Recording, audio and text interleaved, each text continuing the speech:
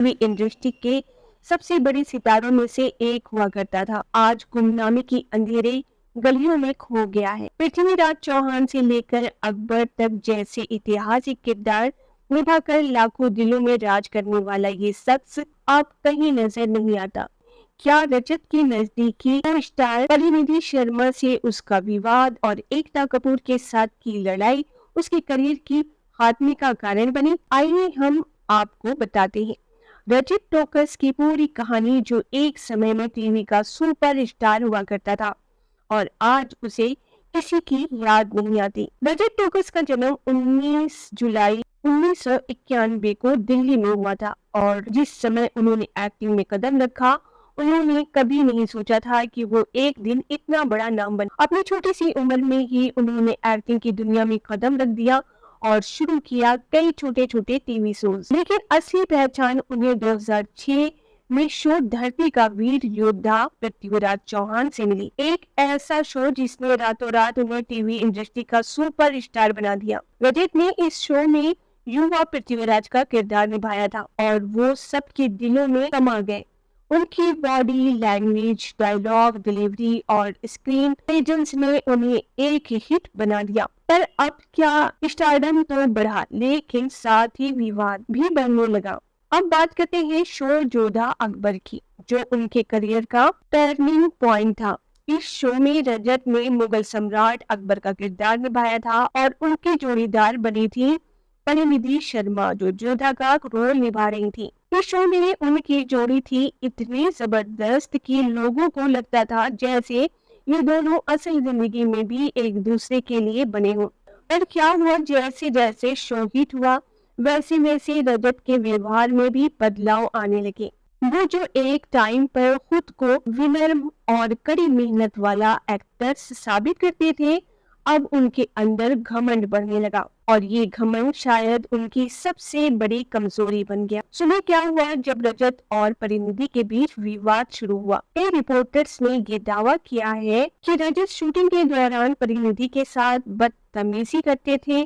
परिणीति ने खुद एक इंटरव्यू में कहा था कि रजत के साथ काम करना बहुत मुश्किल था क्योंकि वे बहुत अरेगेंट हो गए थे। एक्सपर्ट का कहना है कि जब स्टारडम बढ़ता है तो लोगों का एटीट्यूड भी बदल जाता है और शायद रजत ने इस चमत्कारी दौर में खुद को थोड़ा ज्यादा समझ लिया था। अब बात करते हैं रजत एकता कपूर की कहानी की। नागिन 3 शो में रजत को नागराज का रोल मिला था और शुरू में सब कुछ सही चल रहा था, लेकिन खबरें आई कि रजत कभी भी टाइम पर सेट पर नहीं पहुंचते थे, कभी अपनी फीस को लेकर नखरे दिखाया करते थे और एक दिन तो एकता कपूर को ही अपमानित कर दिया। यानी कि जब किसी का एटीट्यूड इतना खराब हो तो आप अंदाजा लगा सकते हैं कि नतीजा क्या होगा। एकता कपूर ने रजत को नागिन 4 से पूरी तरह से बाहर कर दिया। कहानी यही नहीं खत्म होती। रजत का घमंड और बदतमीजी का सिलसिला बढ़ता जा रहा था। मीडिया से दूरी बनाने की कोशिश करने के बजाय उन्होंने बड़े बड़े ऑफर भी ठुकरा दिए और फिर क्या था, धीरे धीरे इंडस्ट्री ने उन्हें छोड़ दिया। कोई भी प्रोड्यूसर डायरेक्टर अब उन्हें साइन नहीं कर रहा था, उनका चार्म खत्म हो चुका था। अब सवाल ये उठता है कि क्या शादी ने रजत के करियर को खत्म कर दिया?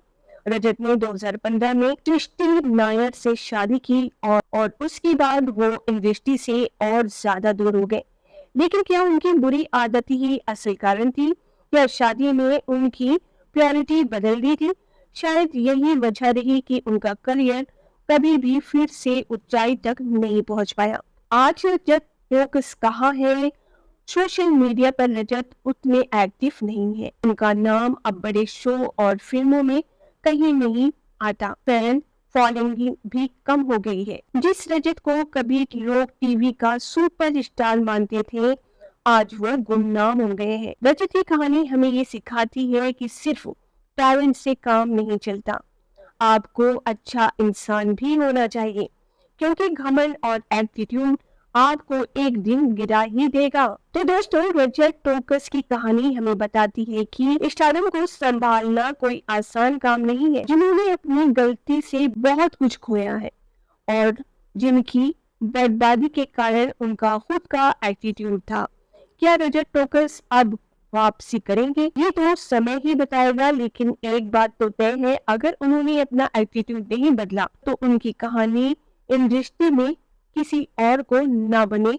बस यही सीखना चाहिए।